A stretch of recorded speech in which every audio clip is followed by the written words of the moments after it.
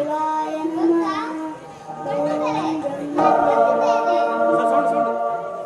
ಬ್ರಹ್ಮದೇವರಿಗೆ ನಮೋ ನಮಃ. ಮಗು ನಿನ್ನ ತಪಸ್ಸಿಗೆ ನಾನು ಪ್ರಸನ್ನನಾಗಿದ್ದೇನೆ. ನಿನ್ನ ಬೇಕಾದ ಬರ್ತೇನೆ.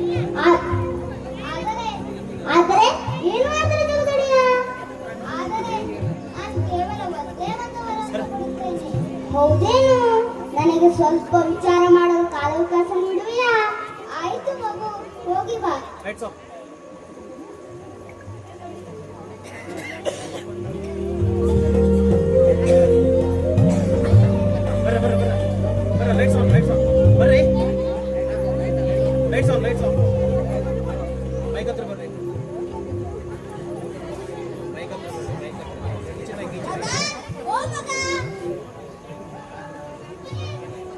ಅಪ್ಪ, ನನ್ನ ತಪಸ್ಸಿಗೆ ದೇವರು ಮೆಚ್ಚಿ ಒಂದೇ ಒಂದು ವರವನ್ನು ಕೇಳಬೇಕೆಂದು ಹೇಳಿದ್ದಾನೆ. ಯಾವ ವರವನ್ನು ಕೇಳಬೇಕೆಂದು ತಿಳಿಯುತ್ತಿಲ್ಲ.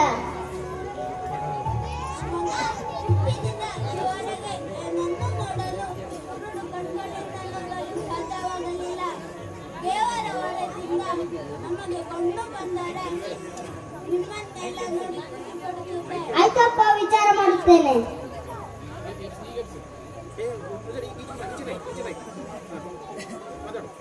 ಪಾರ್ವತಿ, ಏ ಪಾರು,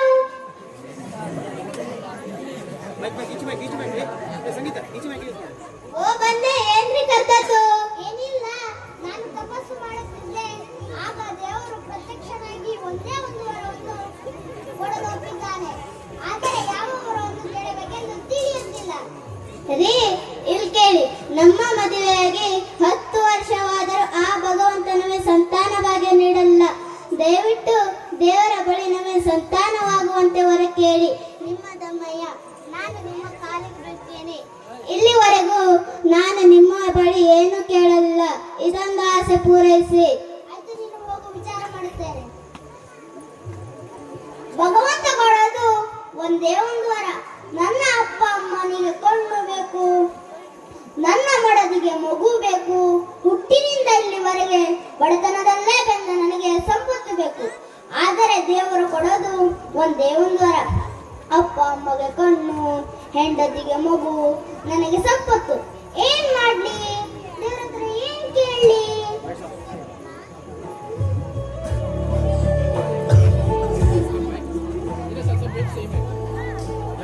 Lights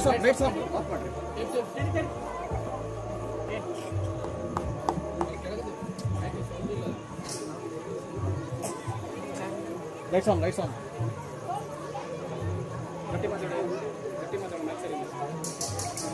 ಬಂದೆ ಮಗನೇ? ಹೌದು ತಂದೆ. ಮಗನೇ, ಯಾವ ವರ ಬೇಕೆಂದು ವಿಚಾರಿಸಿ ಬಂದೆಯಾ? ಬಹಳ ವಿಚಾರ ಮಾಡಿ ಒಂದೇ ಒಂದು ವರವನ್ನು ಕೇಳಲು ಸಿದ್ಧನಾಗಿ ಬಂದಿದ್ದೇನೆ. ಯಾವ ವರ ಬೇಕು? ನನ್ನ ಅಪ್ಪ ಅಮ್ಮ ನನ್ನ ಮಗುವನ್ನು ಚಿನ್ನದ ತೊಟ್ಟಿಲಿನಲ್ಲಿ ನೋಡುವಂತಾಗಲಿ. ಏನು? ಇನ್ನೊಮ್ಮೆ ಹೇಳು. ನನ್ನ ತಂದೆ ತಾಯಿ ನನ್ನ ಮಗುವನ್ನು ಚಿನ್ನದ ತೊಟ್ಟಿಲಿನಲ್ಲಿ ನೋಡುವಂತಾಗಲಿ. ಎಂತಹ ಬುದ್ಧಿವಂತಿಕೆಯಪ್ಪ ನಿನ್ನದು. ನಿನ್ನ ಹೆಂಡತಿಗೆ ಮಗು ಆಯಿತು, ನಿನ್ನ ತಂದೆ ತಾಯಿಯ ಕಣ್ಣು ಬಂದಿತು, ಚಿನ್ನದ ತೊಟ್ಟಿಲಿನ ಸಂಪತ್ತು ನಿನಗೆ ಸಿಕ್ಕಿತು. ಆಯಿತು ಮಗು, ತಥಾಸ್ತು. ನಿನ್ನ ಆಸೆಯಂತೆ ನೀನು ಕೇಳಿದ ವರವನ್ನು ನೀಡಿದ್ದೇನೆ. ವಂದಿಸುತ್ತೇನೆ ತಂದೆ.